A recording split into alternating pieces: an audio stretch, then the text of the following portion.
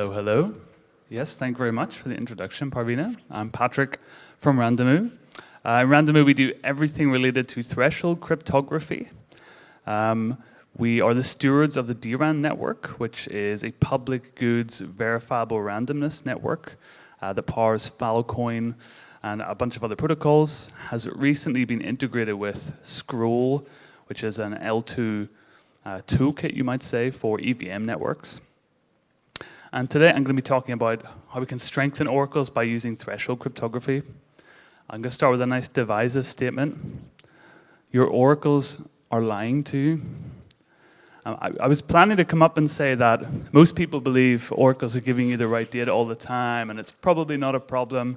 You know, we're probably decentralized enough. But then I sat through a panel where everyone kind of said, yeah, we want to exploit OEV, we want to make some extra money on there, so they've kind of admitted, big Oracle themselves have admitted they're lying to you, so there you go.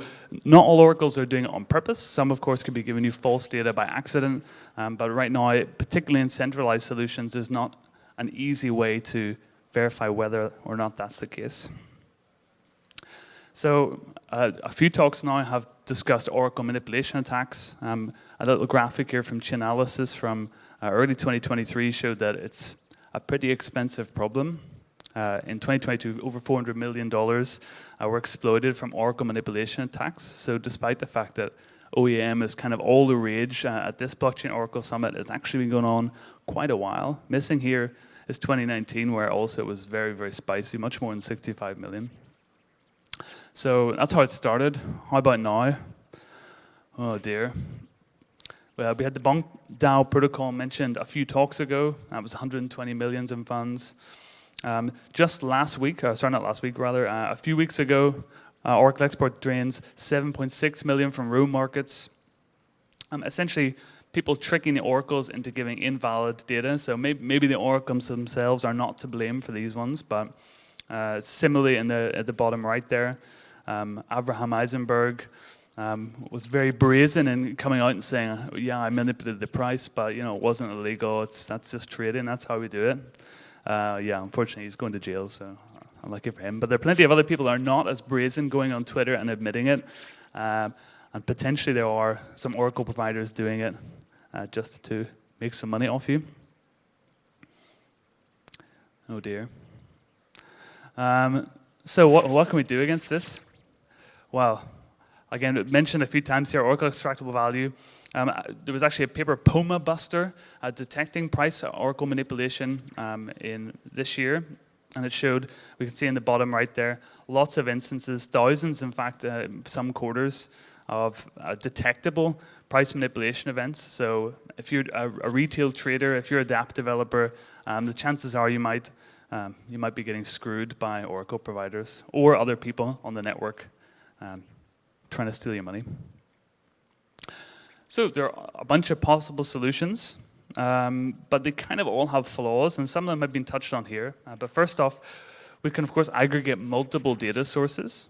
One issue there is, though, it can be kind of expensive, particularly if we're doing it on-chain. If we're running a protocol on-chain and we have to get data from multiple oracles, that can be quite expensive. If we're going decentralized Oracle route, we're kind of opening ourselves up to Sybil attacks. That's where people make fake accounts, basically, or fake addresses in order to take over a network or take over, for example, some of the prediction markets that we mentioned today. We can also put crypto economic incentives in place. That definitely can help, but they're very complicated. They can be very complicated, particularly in terms of agility. What might be a good crypto economic incentive when your protocol is very small might actually really hurt your protocol when it gets very large, and it can be quite difficult to change those things over time, particularly if the people who are exploiting them are the big users of your protocol. TEs have been brought up quite a lot today, and they seem to be mode du jour. However, TEs a little bit difficult to rule out. Anyone who's tried to implement and ship some software on a TE at scale knows that doing your own software very expensive. Using some out-of-the-box solution for it is fraught with danger. Actually getting TEs rolled out to a decentralized network is also kind of hard, or I imagine some of the big networks would have done already. On the ZK TLS front, it's actually a pretty good solution for getting data on chain, although ZK kind of expensive on chain. There's some caveats as well, like maybe we have to bring all the data on chain or create extra proofs to prove that some portion of the data from the ZK TLS matches something, and yeah, it can get a little bit spicy. So I told you I work for Randamu, and of course we do everything threshold cryptography, so my face went no threshold cryptography. But my face went threshold cryptography. Of course we got a solution for it. Why we use threshold cryptography? Well, it provides a lot of interesting benefits over some of the traditional models. A threshold signature is de facto consensus without the blockchain, which might make Satoshi here sad in the bottom right. We don't need to do the traditional BFT protocols, and ultimately we end up with just one signature that represents some group's consensus about some piece of truth. They're much cheaper to verify on-chain than zero-knowledge proofs, so makes a sad Vitalik, and all the mechanics are there already in EVM chains. We got BN254, a signature scheme for doing threshold cryptography. BLS12 is coming soon, which is more secure, so that's lovely. And that makes it a bit cheaper. You also get to choose your own committee. I mentioned earlier that one of the downsides of a lot of decentralized Oracle solutions is Sybil attacks. We have to ensure that people can put enough stake in such that if they're naughty, they get punished, but also that we can't just flood the network with new nodes. With threshold cryptography, you can choose your own committee. So it might be you trust some nodes for certain types of data, other nodes for other type of data.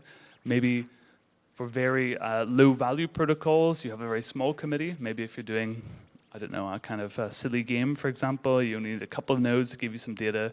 If it's a DeFi protocol with billions in it, you might want a really, really big or complicated or trustworthy committee or KYC committee. Ooh, God forbid.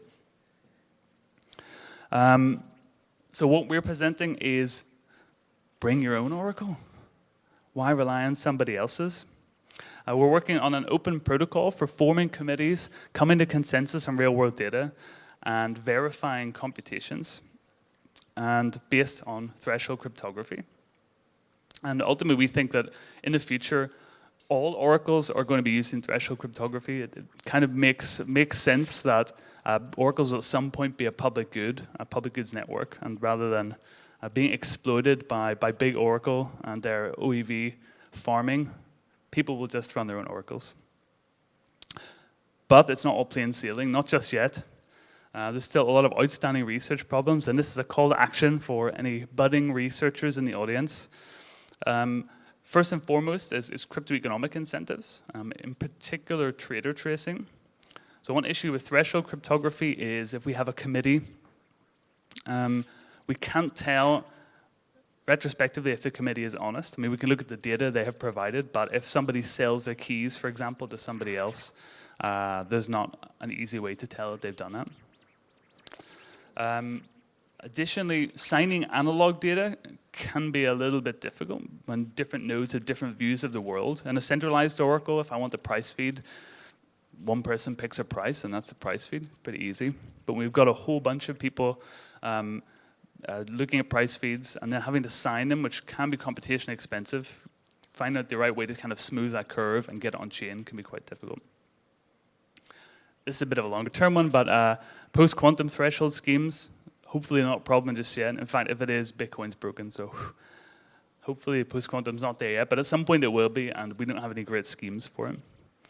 And the final one is, although threshold cryptography is available on basically all chains now, and some have it as a first-class citizen, particularly the newer chains, there aren't really concrete protocol standards around that, and NIST is working on it, but that's still a couple of years out, and we could reap the benefits of threshold cryptography now.